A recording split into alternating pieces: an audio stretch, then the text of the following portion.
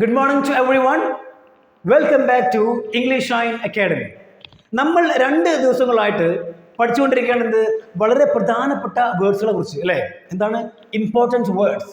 ഈ ഇമ്പോർട്ടൻറ്റ് വേർഡ്സുകളിലെ ഒന്നാമത്തെ ക്ലാസ്സിൽ നമ്മൾ ഡിസ്കസ് ചെയ്തു ഇതിനെക്കുറിച്ച് എവ്രിവെയർ ആൻഡ് എവ്രിവെയർ എൽസ് അല്ലേ? അത് കഴിഞ്ഞിട്ട് എവ്രിവൺ എൽസ്. ഇനി ഇന്നത്തെ വീഡിയോയിൽ നമ്മൾ പഠിക്കാൻ പോകുന്നതാണ് എവ്രിതിങ് ആൻഡ് എവ്രിതിങ് എൽസ്. എന്താണ് എവ്രിതിങ് ആൻഡ് എവ്രിതിങ് എൽസ്? അപ്പോൾ നമ്മൾ തുടങ്ങാം. നമ്മൾ ഇന്നത്തെ വീഡിയോയിലെ നമ്മുടെ ഒന്നാമത്തെ വേർഡാണ് എവ്രിതിങ്. എവ്രിതിങ് എന്ന് പറഞ്ഞു കഴിഞ്ഞാൽ എന്താണ്? എല്ലാം അല്ലെങ്കിൽ എല്ലതും. അപ്പോൾ ഞാൻ നിങ്ങളെ എൻ്റെ ഒരു സുഹൃത്തിനെ പരിചയപ്പെടുത്താണ്. ഓക്കെ, ഇവരാണ് എൻ്റെ സുഹൃത്ത്. അപ്പോൾ നിങ്ങൾ ചോദിക്കുകയാണ്, ഇവൻ ഉഷാറാണോ? എല്ലാ കാര്യത്തിലും ഉഷാറാണോ? അപ്പോൾ ഞാൻ പറയാം നിങ്ങളോട്, he knows everything. അവൻക്ക് എല്ലാം അറിയാം. അപ്പം നിങ്ങൾ പറയാണ്, ഓക്കേ, എങ്ങനെയാണ് വിദ്യാഭ്യാസം? ഇവൻ്റെ വിദ്യാഭ്യാസം? അപ്പം ഞാൻ പറയാണ്, വിദ്യാഭ്യാസം അതുമായി യാതൊരു ബന്ധവുമില്ല. വിദ്യാഭ്യാസത്തിനൊഴികെ വേറെ എല്ലാത്തിനെ കുറിച്ചും അല്ല ബാക്കിയുള്ള എല്ലാ കാര്യങ്ങളെ കുറിച്ചും ഇവർക്ക് നന്നായിട്ട് അറിയാം. അപ്പം പറയാം, he knows everything else.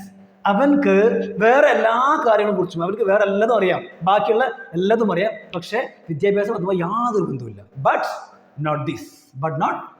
അപ്പോൾ ഞാൻ പറയും he knows everything else but not this. എന്താ? അതാണ് ഇതിൻ്റെ അർത്ഥം. ബാക്കിയുള്ള എല്ലാതും അറിയാം, പക്ഷെ ഇതറിയില്ല.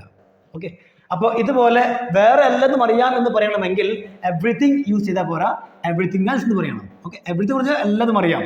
എവ്രിതിങ് എൽസ് എന്ന് പറഞ്ഞു കഴിഞ്ഞാൽ 1-2 കാര്യങ്ങൾക്ക് ഒഴികെ ബാക്കിയുള്ള എല്ലാ കാര്യങ്ങളെക്കുറിച്ചും അറിയാം എന്നാണ് അർത്ഥം. ഇനി നമുക്ക് രണ്ടാമത്തെ വേർഡാണ്. ഓക്കെ, വളരെ സംശയമുള്ള വേർഡ്സിലാണ് അതൊക്കെ.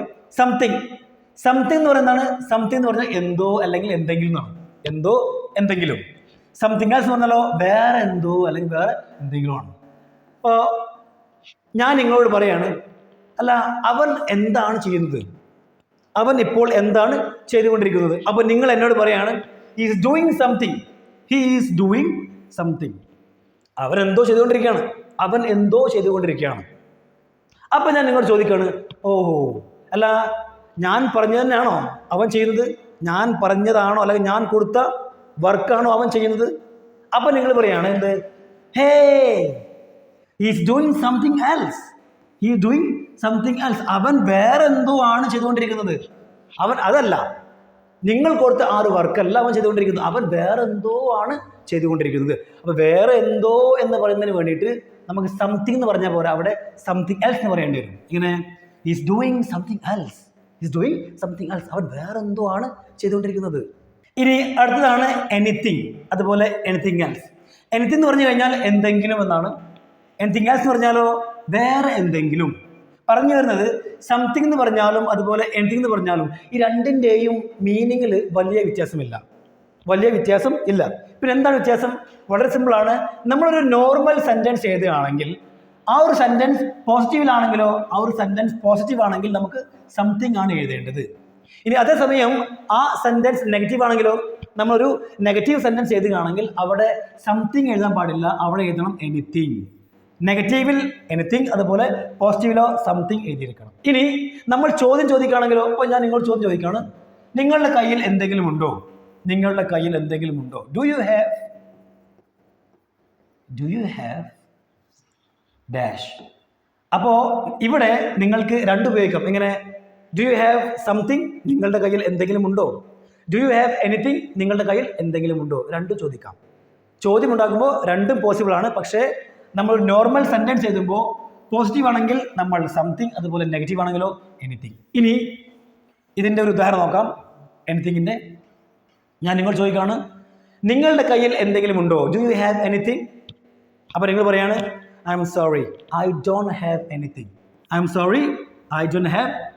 എൻ്റെ കയ്യിൽ ഒന്നുമില്ല.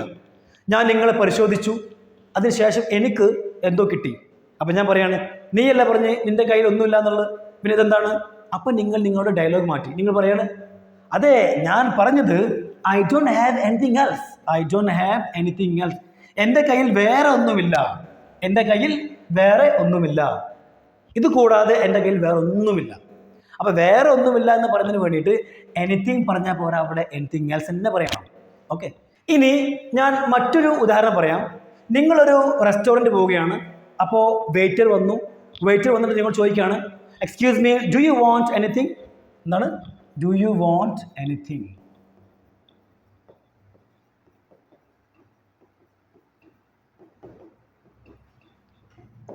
അപ്പോൾ നിങ്ങൾ മറുപടി കൊടുക്കുകയാണ്, yes, I would like to have some mango shake. എനിക്ക് എന്ത് വേണം?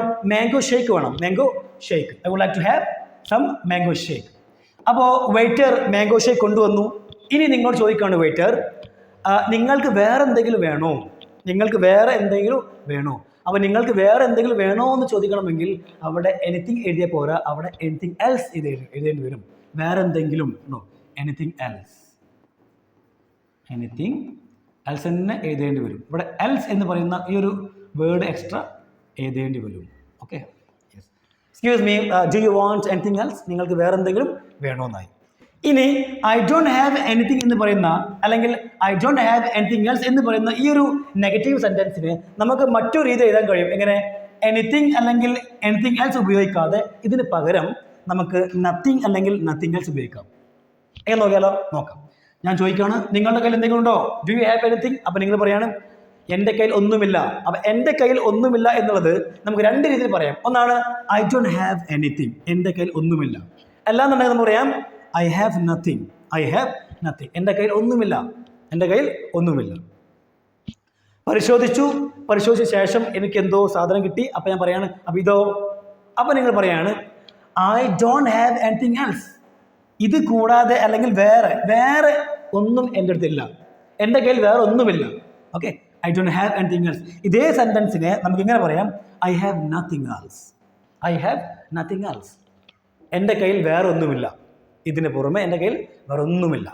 ഓക്കെ, ഇനി നിങ്ങളൊരു 2-3 സെൻറ്റൻസ് എഴുതിയിട്ട് ജസ്റ്റ് കമൻറ്റ് ബോക്സ് അയക്കുക. അതുപോലെ വീഡിയോ ഷെയർ ചെയ്യാൻ മറക്കരുത്. Thank you everyone.